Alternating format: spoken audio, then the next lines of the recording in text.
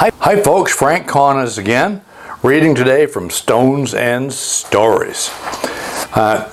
Thousands of our readers have told us this past week that they noticed our crow.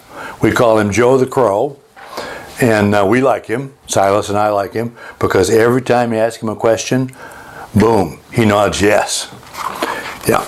All right, here we go. The glory days of the year are right here. Is it my imagination, or is there an overabundance of things that crawl, bite, spit, and irritate these days? Just when summer starts to really kick in, when the air gets warm and the days get long, life moves outside, here come the pests. We have ticks in our fields, worms in our trees, mosquitoes in our air, and pollen everywhere else. We've talked about the ticks. My tick jar is back on the kitchen windowsill and already contains 3 or a dozen luckless bugs. I found one in my hair in early May, and one climbed on me at the center last week. Think of it. Is there no sanctuary anywhere? Grandboy Silas has already been tick bitten this spring and is now taking antibiotics for 21 days. I don't even mow lawns without raised awareness to the slightest tickling touch, and sadly, the possibility of ticks in the neighborhood really does affect the way I look at our natural world, the way we all should look at our natural world. Worms have literally defoliated the oak trees in our neighborhood this spring. These are 100-year-old trees, mind you. Will they survive this onslaught from multitudes of inch-long worms?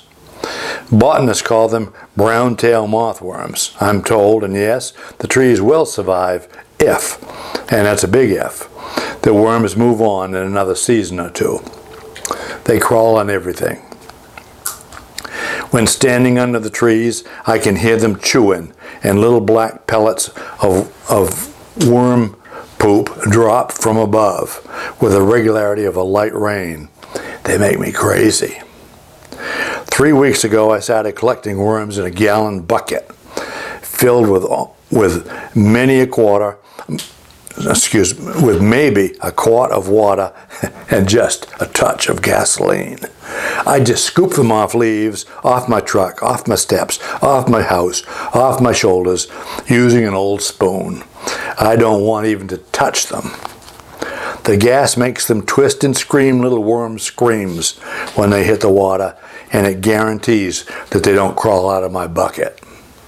Jane calls me morbid and says the 100 or 300 that I kill every evening will make no difference to anybody. But it makes a difference to me, darling. And mosquitoes. Jane and I can be standing side by each, and mosquitoes will flock on me and bite until I approach being anemic. They bite her only if they can find no space to land on me. Can I be that much sweeter than Jane? The world tells me no. When my brothers and I were kids, we'd lay bare-chested on our lawn, swatting and clapping mosquitoes as they swarmed all around us.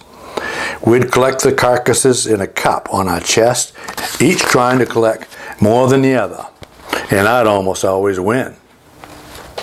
There is a game that I've never convinced Jane to play.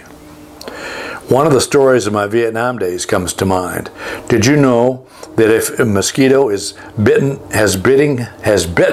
your forearm, you can pull the skin tight from below with your other hand, and the mosquito cannot release itself as it fills with blood.